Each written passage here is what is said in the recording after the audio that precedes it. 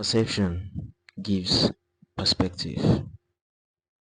Perspective gives context. Context gives meaning. We don't see things as they are. We see things as we are. Thousands of years ago, the Toltec were known throughout southern Mexico as women and men of knowledge. Anthropologists have spoken of the Toltec as a nation or a race, but in fact, the Toltec were scientists and artists who formed a society to explore and conserve the spiritual knowledge and practices of the ancient ones. They came together as masters and students at Teotihuacan, the ancient city of pyramids outside Mexico City, known as the place where man becomes God.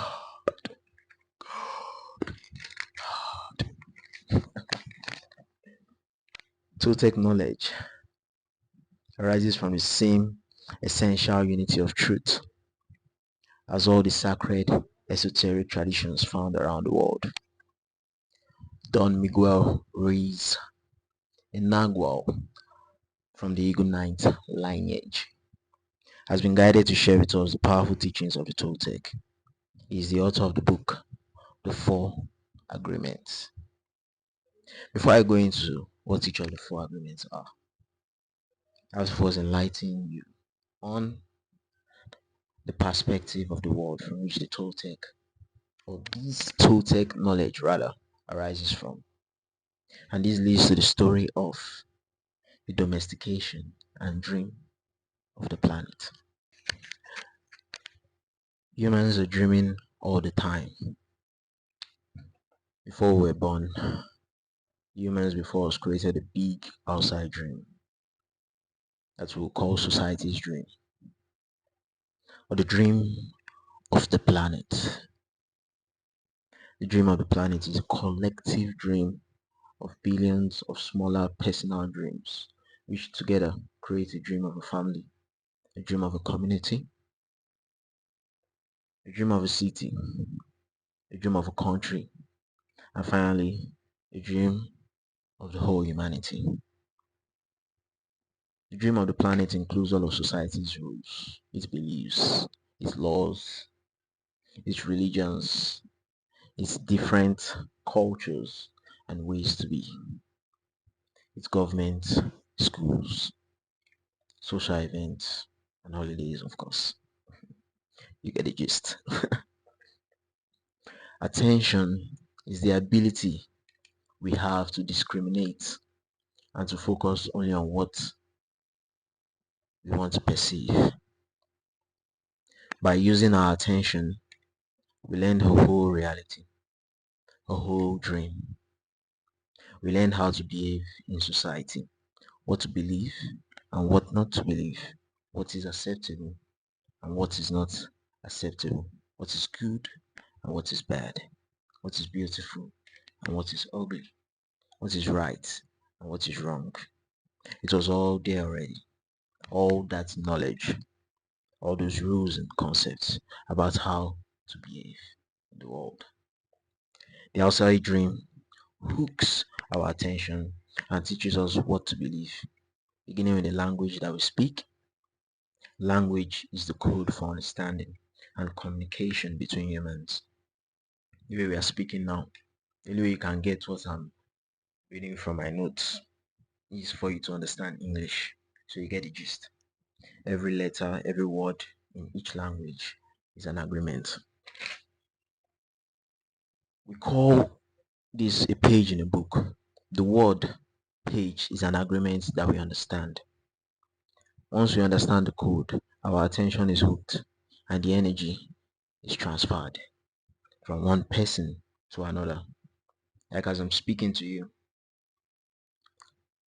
once the only way you're able to understand what I'm saying is because you know the meaning of the words that I use. And through your understanding of that process, you get, oh yeah, I'm able to project my intention to you. You understand? There is an exchange of information from me to you, things outside of myself, as we're communicating this language. That's how we learn as children. Children believe everything adult says. Yeah, I know that because I was once a child also. We didn't choose these beliefs and we may have rebelled against them, but we are not strong enough to win the rebellion. The result is surrender to the beliefs with our agreements. This process is the domestication of humans, and through this domestication, we learn how to live and how to dream. We are categorized into good or bad according to the societal rules and norms. When we went against the rules, we were punished, and when we went along with the rules, we got a reward. The reward is the attention that we get from our parents or from other people. You understand? When you do something that is or they are in agreement with,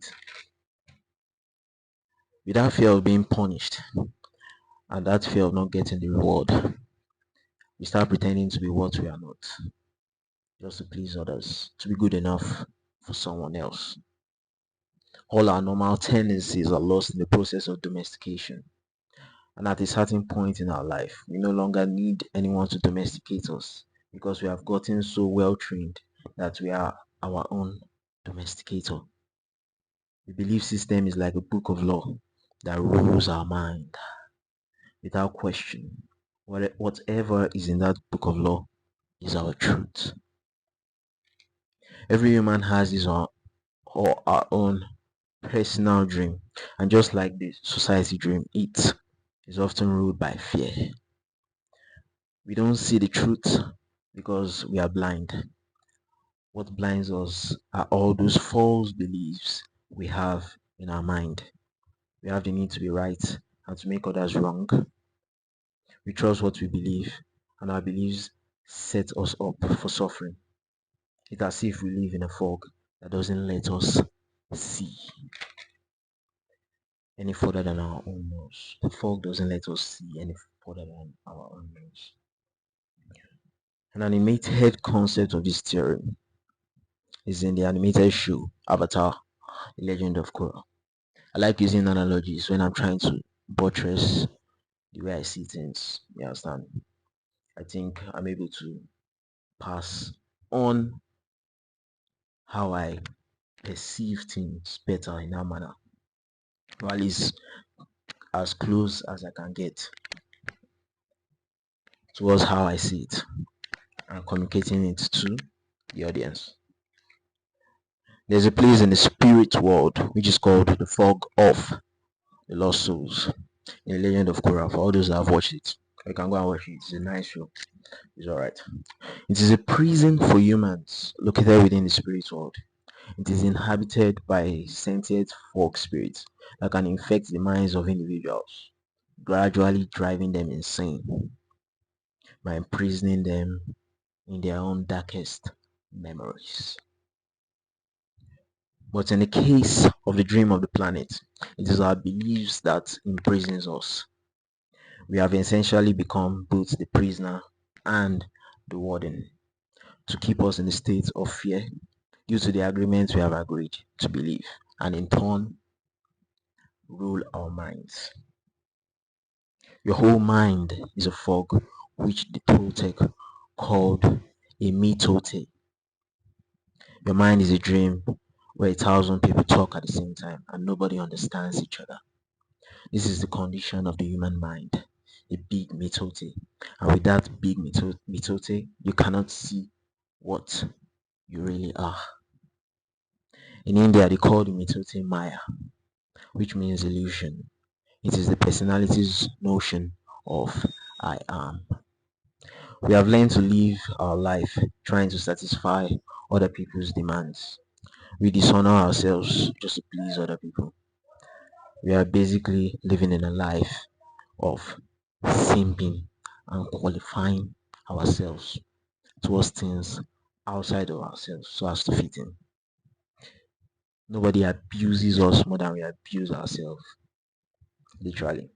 you allow, or out of self-respect, or you don't have self-respect or shit like that, you get, you do things that you want to do normally because of you are trying to pertain towards someone else. It can be in the form of maybe somebody in a like authority figure, somebody that's maybe girls, you understand, your friends, maybe somebody that you admire, and maybe you like something they have or something like that, so you're now simping or stuff like that towards them. It comes in different form. You can interpret it your own way if you know the meaning of simping though. We have the need to be accepted and to be loved by others, but we cannot accept and love ourselves. Our image of perfection is the reason we reject ourselves. It is why we don't accept ourselves the way we are, and why we don't accept others the way they are. The most important agreements are the ones you made with yourself. In these agreements, you tell yourself who you are, what you feel, what you believe, and how to behave. The result is what you call your personality. The agreements that comes from fear require us to expend a lot of energy, but the agreements that come from love help us to conserve energy and even gain extra energy.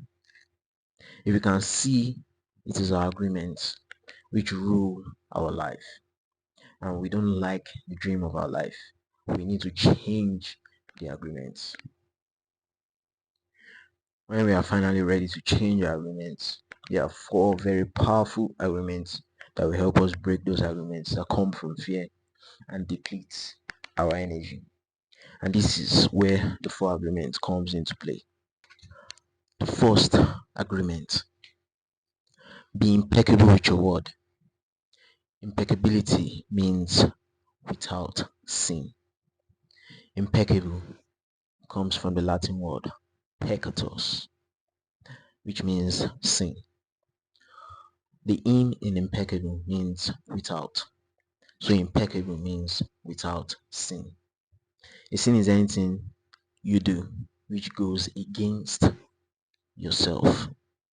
Everything you feel or believe or say that goes against yourself is a sin. You go against yourself when you judge or blame yourself for anything. Being impeccable is not going against yourself. When you're impeccable, you take responsibility for your actions, but you do not judge or blame yourself. Wow, that was some knowledge bomb right there. Whenever we hear an opinion and believe it, we make an agreement, and it becomes part of our belief system.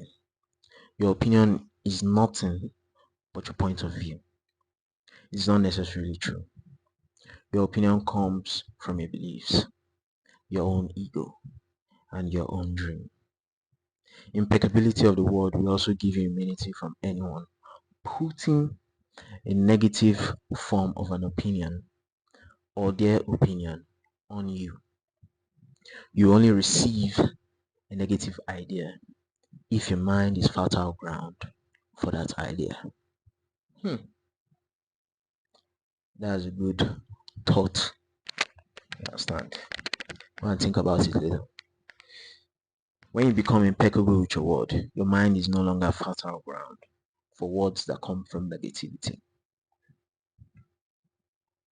How much you love yourself and how much you feel about yourself are directly proportionate to the quality and integrity of your word. When you're impeccable with your word, you are at peace. Nurture the seed, and as it grows in your mind, it will generate more seeds of love to replace the seeds of fear. Be impeccable with your word. This is the first agreement that you should make to be free. Use the word to share your love, beginning with yourself. Tell yourself how wonderful you are, how great you are. Tell yourself how much you love yourself. Use the word to break all those agreements that make you suffer. The Gospel of John in the Bible, speaking of the creation of the universe, says in the beginning, there was the Word, and the Word was with God, and the Word is God. Why your Word? Your Word is the power that you have to create. Your Word is the gift that comes directly from God. Through the Word, you express your creative power. It is through the Word that you manifest everything. Regardless of what you dream, what you feel, and what you really are, this will all be manifested through the Word. Be impeccable with your Word. The second agreement: don't take anything personally. Nothing other people do is because of you. This is because of themselves. All people live in their own dream, in their own mind. They are in a completely different world rather, from the one we live in. When we take something personally, we make the assumption that they know what is in our world, our mind, and we try to impose our world on their world. Even when a situation seems so personal, it has nothing to do with you. What they say, what they do, and the opinions they give are according to the agreements they have in their own mind. When you take things personally, then you feel offended, and your reaction is to defend your beliefs and create conflict. You take something big out of something so little because you have the need to be right by giving them your own opinions. In the same way, whatever you feel and do is just a projection of your own personal dream, a reflection of your agreements. What you say, what you do, and the opinions you have are according to the agreements you have made. And these opinions have nothing to do with me. Whatever people do, feel, think, or say, don't take it personally. If they tell you how wonderful you are, they are not saying that because of you. You know you are wonderful. It's very important for you to, how will I put it, self-affirm and believe in your affirmations. Have evidence that you are what you say you are. And then you don't need the validation or opinions of other people to validate what you yourself believe you are. It is not necessary to believe other people who tell you that you are wonderful. Don't take anything personally. Even the opinions you have about yourself are not necessarily true. Therefore, you don't need to take whatever you hear in your own mind personally.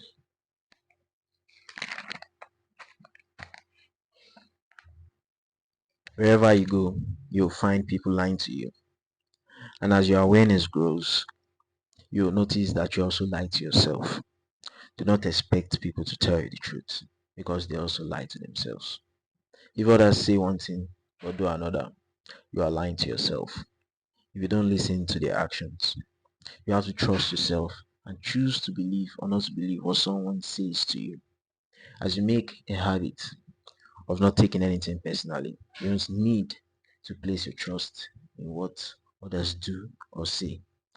You only need to trust yourself to make responsible choices. You are never responsible for the actions of others. You are only responsible for yourself. If you keep this agreement, you can say I love you without fear of being ridiculed or rejected. You can ask for what you need. You can say yes or you can say no. Whatever you choose without guilt or self-judgment. The third agreement: don't make assumptions. We have the tendencies to make assumptions about everything. The problem with making assumptions is that we believe they are the truth. We make assumptions about what others are doing or thinking. We misunderstand, we take it personally, and we end up creating a whole big drama for nothing. It is always better to ask questions than to make an assumption because assumptions sets us up for suffering. We only see what we want to see and hear what we want to hear. We don't perceive things the way they are. We have the basis of dreaming with no basis in reality. Word. If others tell us something, we make assumptions. And if they don't tell us something, we make assumptions to fulfill our need to know and to replace the need to communicate. Even if we hear something and we don't understand, we make assumptions about what it means and then believe the assumptions. We have agreed that if people love us, they should know what we want or how we feel. We make the assumption that everyone sees life the way we do. We assume that others think the way we think, feel the way we feel, judge the way we judge, and abuse the way we abuse. And this is why we have a fear of being ourselves around others, because we think everyone else will judge us, victimize us, abuse us, and blame us as we do ourselves. So even before others have a chance to reject us, we have already rejected ourselves. The way to keep yourself from making assumptions is to ask questions. Make sure the communication is clear. Find your voice to ask what you want. Everybody has the right to tell you no or yes, but you also have the right to ask. Likewise, everybody has the right to ask you, and you have the right to say yes or no. If you don't understand something, it's better for you to ask and be clear instead of making assumptions. When you stop making assumptions, you will communicate cleanly and clearly. Without making assumptions, your word becomes impeccable. The fourth agreement. The fourth agreement is about the action of the first three. Always do your best. Under any circumstance, always do your best. No more and no less. But keep in mind that your best is never going to be the same from one moment to the next. Everything is alive and changing all the time. So your best will sometimes be high quality and other times it will not be as good. So there's an analogy to explain this. You understand the meaning of this. So this is what I'm about to read to you right now. Let's go. There was a man who wanted to transcend his suffering. So he went to a Buddhist temple to find a master to help him. He went to the master and asked, Master, if I meditate 4 hours a day, how long will it take me to transcend? The master looked at him and said, If you meditate 4 hours a day, perhaps you will transcend in 10 years. Wow, that's a lot of time. Thinking he could do better, the man said, Oh master, what if I meditated 8 hours a day? How long will it take me to transcend? The guy is a hustler. He wants to, you understand? He wants to double his hustle. The master looked at him and said, If you meditated 8 hours a day, perhaps you will transcend in 20 years. But why will it take me longer if I meditate more? The man asked. The master replied, You are not here to sacrifice your joy or your life. You are here to live, to be happy, and to love. If you can do your best in 2 hours of meditation, but you spend 8 hours instead, you will only grow tired, miss the point, and you won't enjoy your life. Do your best, and perhaps you will learn that no matter how long you meditate, you can live long and be happy. The way me I see it is consistency. If you can be consistent with doing something 2 hours in a day, then why do 8 hours in a day? You just lead to burnout, or it will lead to burnout rather, and maybe the time that it will take for you to start all over again, there is a break. You understand? But if you can be consistent with something, even if it's 1 hour, even if it's 15 minutes, even if it's 1 minute, and tomorrow comes again at that same period or that time, or when the opportunity arises, you put in the work and the effort and you do it again.